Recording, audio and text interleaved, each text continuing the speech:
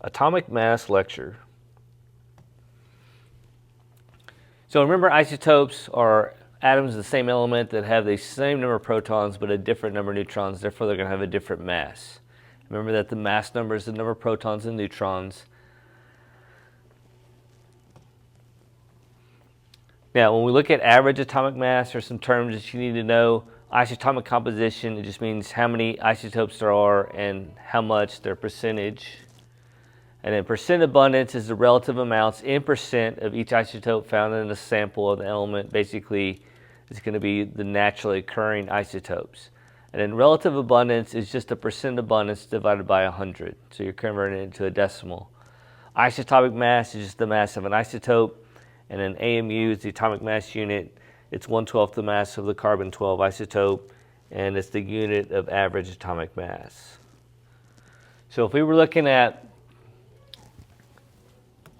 the percent abundance of 45.9, the relative abundance would just be that divided by 100, so it would be 0.459. Okay, no units. The average atomic mass formula is just the percent abundance of that isotope divided by 100% to convert it to the relative abundance and then multiplied by the mass of that isotope. And you do that for each isotope that you have for that element. Another way of writing the atomic mass formula, is using the summation symbol. Anytime you have this Greek letter, it just means take the sum of whatever you have after that. So, and the I equals 1, I means, I stands for the I equals 1, the I stands for index, and it just means that's the little subscript. Okay, and so if you have 5 isotopes, then that means I equals 1 all the way to 5, right? So you have 5. You'll do this 5 times, 1 for each isotope that you have. So this is the same way as writing it like that. Okay, it's a little shorthand notation. Now, when we look up the isotopes of different elements, if we look up the isotopes for phosphorus, phosphorus has a lot of isotopes that are not naturally occurring. These are all radioactive isotopes, and so they're not going to be found in their natural sample of phosphorus. Over here shows that there's only one naturally occurring isotope in phosphorus. If we look at the same thing for sulfur, it has a bunch of different possible isotopes that can occur, but only these 4 are naturally occurring, the ones that have an isotopic composition. Okay. So when we look at the atomic abundance data sheet, it's going to give you just the ones that are naturally occurring. So it'll give you the isotopic mass here, and it'll give you the percent abundance here. And then don't forget that for this mass spectrometer, that's how we get the isotopic composition of the different elements, and that the heavier particles are deflected less, and that the lighter particles are deflected more.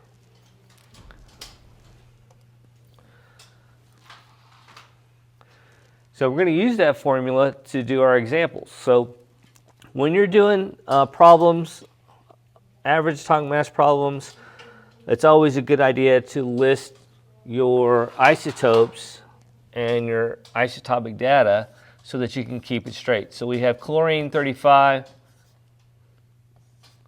and we have chlorine 37.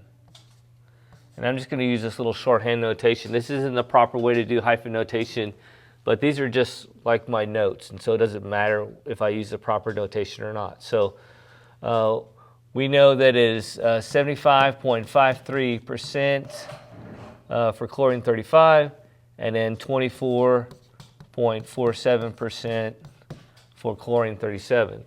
And then we got to write our masses down. For chlorine 35, it's 34.969 AMUs, and then for our chlorine 37, it is 36.966 AMUs. Then we're going to write our atomic mass formula.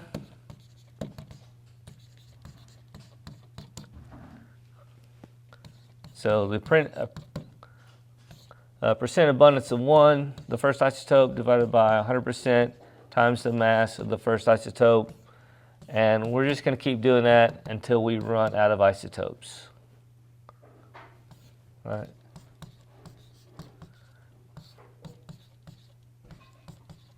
And that's what the N stands for. The N basically stands for the last isotope. And so we're just going to plug in our numbers.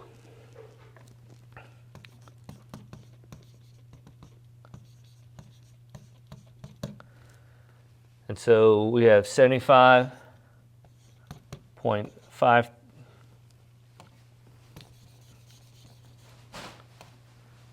We have 75.53% divided by 100% times the mass of the first isotope, which is 34.969 AMUs, plus we do our second isotope, 24.47% divided by 100% times the mass of the second isotope, which is 36.966 AMUs. So percentage is a unit, and so percentage is going to cancel out of both of our terms. And then what we're going to do is we're going to calculate each one of these terms and write it down, because we've got to keep track of our significant figures. So here is our terms calculated out. You'll notice in the first term, this 75.53 has 4 significant figures, 34.969 has 5, and so I'm going to mark the fourth sig fig. I'm going to do the same thing for the second term. This one's going to be good to 4 sig figs, so I'm going to mark the fourth sig fig. Remember, when we multiply or divide, we go with the least number of sig figs. When we add or subtract, we go with the least number of decimal places. So we have to figure out the number of sig figs that each term is good to. And then we add them together, then we go with decimal places. So our first term is good to 2 decimal places. Our second term is good to 3 decimal places. That means our final answer is only good to 2 decimal places. And so we round to 2 decimal places and we get our final answer is 35.46.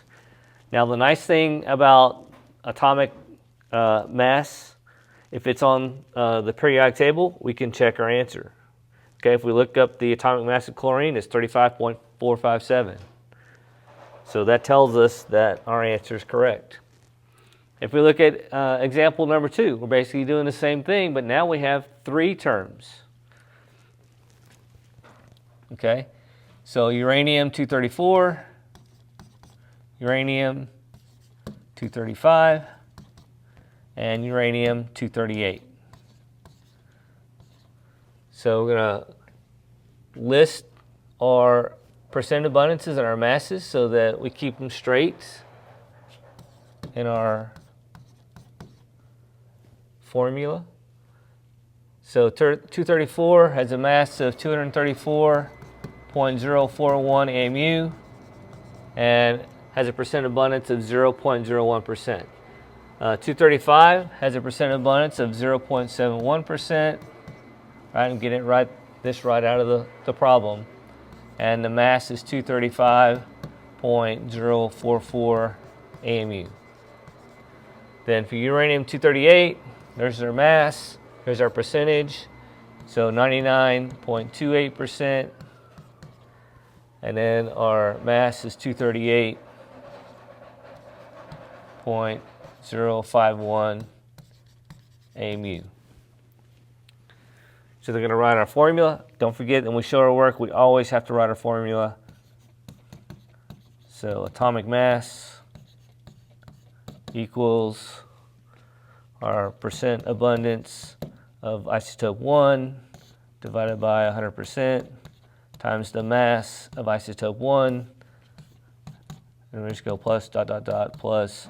And we're going to keep doing that till we run out of terms. So percent abundance of isotope N divided by 100% times the mass of isotope N, where N is the number of terms. So in this case, we're going to have 3 terms. We have 3 isotopes, so we're going to have 3 terms. And then so we're going to just plug in our numbers. So 0.01% divided by 100 percent times the mass of uranium-234, which is 234.041 AMUs, plus 0.71% divided by 100% times the mass of uranium-235, which is 235.044 AMUs, plus we do the percent abundance of uranium-238, so 99.28% divided by 100% times the mass of 238, which is 238.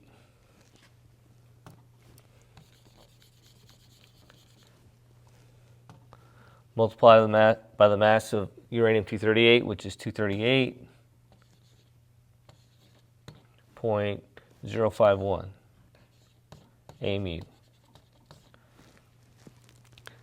So we're going to calculate each term, and then we're going to add those three terms together. Now notice this first term, 0.01%, that's only one significant figure. And so our first term is only going to be good to one significant figure. We look at our second term, 0.71, that's two significant figures. So our second term is going to be good to two significant figures. And our third term is actually going to be good to four significant figures. So that's why we have to calculate each term separately. And so when we do that calculation, we mark our the first term, since it only has one sig fig, we don't count leading zeros. We start with the first non-zero number, so we mark that 2. Then we do the second term. When we calculate that, we get 1.6688, a bunch of other numbers. We're going to mark it to two significant figures, and that's in the wrong spot. It should be right there, not there. Okay? And so that's two significant figures. And then the last one, four significant figures, 1, 2, 3, 4. We're going to mark that 3. And so each one of those, the first one is good to 2 decimal places. The second one's only good to 1 decimal place. The third one's only good to 1 decimal place. And we add or subtract, we go with least number of decimal places. And so that means our final answer is going to be good to 1 decimal place. When we add all three of those numbers together, we get 238.02924, a bunch of other numbers. And we round that to 1 decimal place, we get 238.0 AMUs as our final answer. Example number 3. This one, it's already set up for us. It's got it listed out, so we don't have to do that. We just have to write our formula. So atomic mass equals percent abundance of 1 divided by 100% times the mass of isotope 1 plus, we're going to keep doing that until we run out of isotopes. So percent abundance of N, which is the last isotope, divided by 100% times the mass of the last isotope, N. And that's a parentheses. And so we're going to plug in our numbers. We're just going to go down the row, 90.48% divided by 100 times 19.992 AMU plus 0.27% divided by 100 times 20.994 AMU plus 9.25% divided by 100 times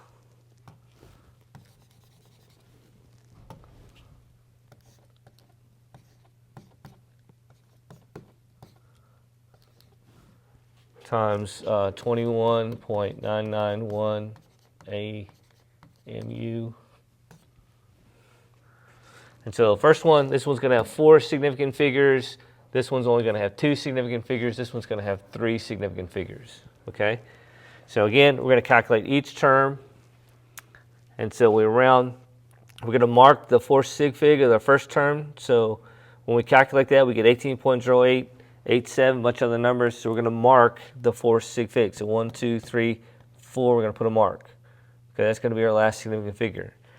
Next one, is good to 2 significant figures. So we're not going to count the leading zeros. We're going to start at the 5, count over 2. And that 6 is going to be our last significant figure. We mark it.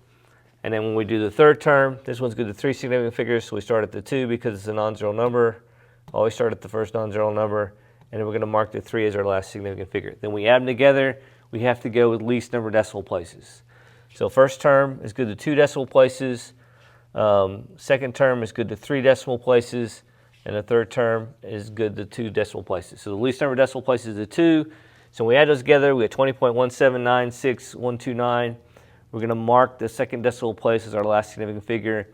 And then we round that to 20.18 atomic mass units. And then we can check this on the periodic table. Neon is 20.1797.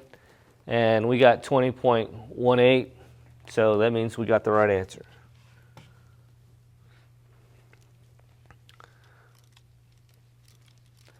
We're going to do the same exact thing with this one, except for now we're going to have 4 terms. Okay?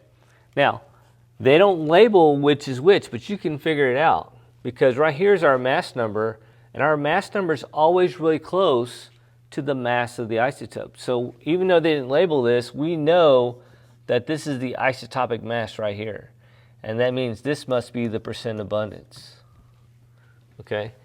And so our formula for atomic mass, well, we're just going to write that down, is the percent abundance divided by 100% times the mass of that isotope. And we're going to keep doing that until we run out of isotopes. So we're going to go all the way out to isotope N, which is the last isotope. So in this case, we're going to have 4 terms. And so we're going to have 4.345% divided by 100% times 49.946050 AMUs plus 83.789% divided by 100% times the mass, which is 51. Mass of that isotope is 51.940512 AMUs. Then plus 9.501% divided by 100% times the mass of that isotope, which is 52.940654 AMUs. And then plus the fourth term, which is 2.365% divided by 100% times the mass of the isotope, which is 53.938885 AMUs. And so, just like before, we're going to calculate each term. And we're going to get an answer for each term. And then when we get that answer for that term, we're going to figure out how many significant figures it's good to. So like the first one, 4.345, that has 4 significant figures in it. This has a bunch more. So we know that our first term is going to be good to 4 significant figures. Okay. Our second term, this has 5 significant figures in it. The mass has a bunch more. Right? So we know that remember we're going to the least number of sig figs when we multiply or divide. So we're always looking for the least number of sig figs. Third term, it's going to have 4 significant figures in it. And then our fifth term, or that was our third term. Our fourth term is going to have 4 significant figures in it. So when we do our calculation, right? So here's the answer for our first term. We mark the 4th sig fig. The fourth decimal is, remember we start with the first non-zero number, and we mark the 4th decimal, or fourth digit and that'll give us 4 significant figures. The second one has 5 sig figs in it, so we start at the 5. 1, 2, 3, 4, 5, and so we're going to mark that 3 as the last significant figure.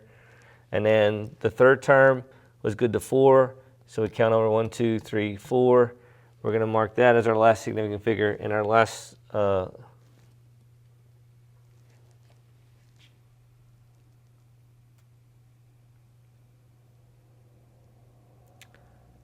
and these are not the right calculations. Biscuit. That's the calculations for the last problem we just did. So wherever they were, we're going to add them together, and that's going to give us the average atomic mass for chromium.